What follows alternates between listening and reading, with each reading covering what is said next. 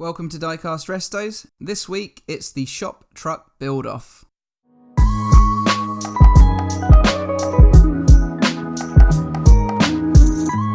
Hello, Jason here with the MB121 Ruff Trek.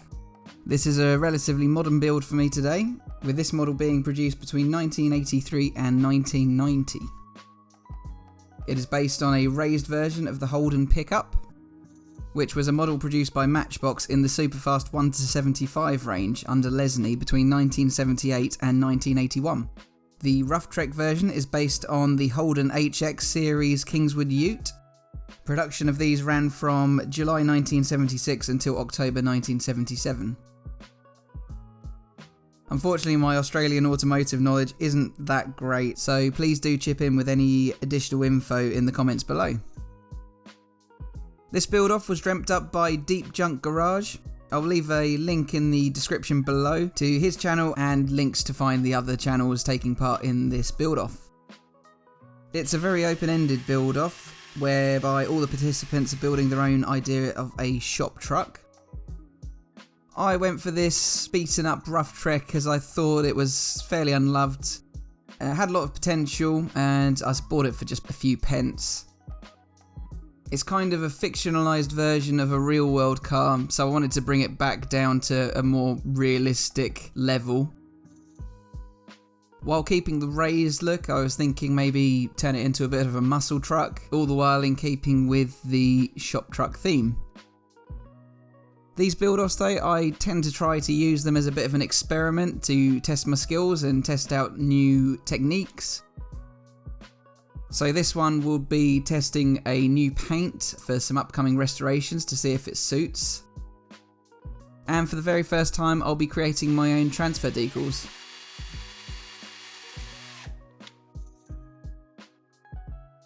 Anyway, here are the stripped down components of the model. It's already at the point, while I've been rambling away, to add the hot water and then the caustic soda.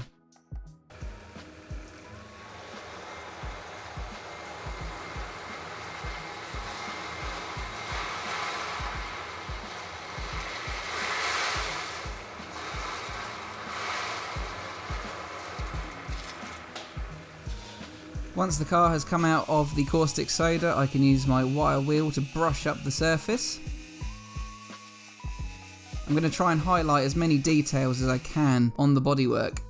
As much as these castings were more of my time, they are a lot more simplistic and I do prefer the older models. So I'm going to really try and emphasise any of the detail that is present. I'll explain what I'm doing here. I'll be filling in the holes left in the shell where previously a spare wheel and some additional luggage and bits would have sat, and in the original 1-75 model it's some motorcycles. That's obviously been lost in this one, so I used a touch of model filler to plug those gaps. Here I'm using a blade to cut off the front bull bars. I decided they looked a bit tacky and they weren't really in keeping with the look I was going for. You don't often find these models of Holden with the bull bars. I also removed these spotlights as they were looking pretty worse for wear and again didn't really in keep with my muscle look I was going to be going for. As a result, I needed to fill in the gaps left on the front grille. So I used some more model filler for that and rubbed it down until I was happy with the result. Once I'm done, I use some Tamiya Fine Surface Primer in light grey.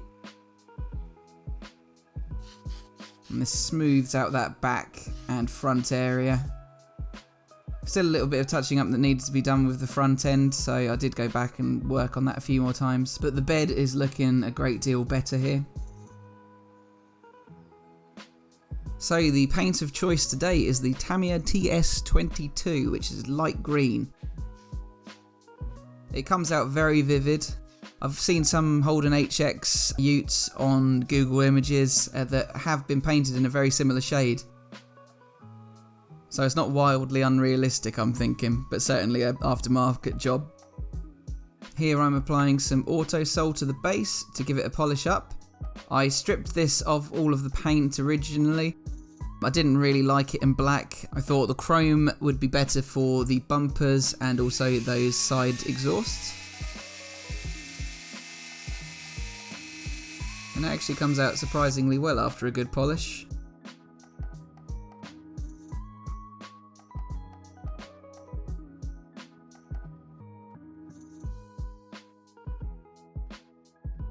Here I quickly give the windscreen unit a clean up in some warm soapy water, and then the interior gets the same treatment. And then I use some auto salt on the windscreen itself. It was actually in pretty decent condition. It's slightly discoloured just through age, but there's not much I can really do about that, I think.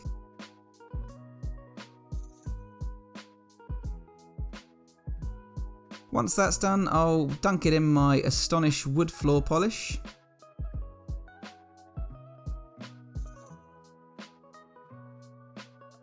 I'll shake any drips off of that windscreen and touch it against the paper so it blots out any of the collections of the liquid, and pop it under a shot glass. Now here are my transfers that I'll be using for the model. First time I'll be trying this, I printed out quite a few in reserve, anticipating a few failures, and sure enough there were.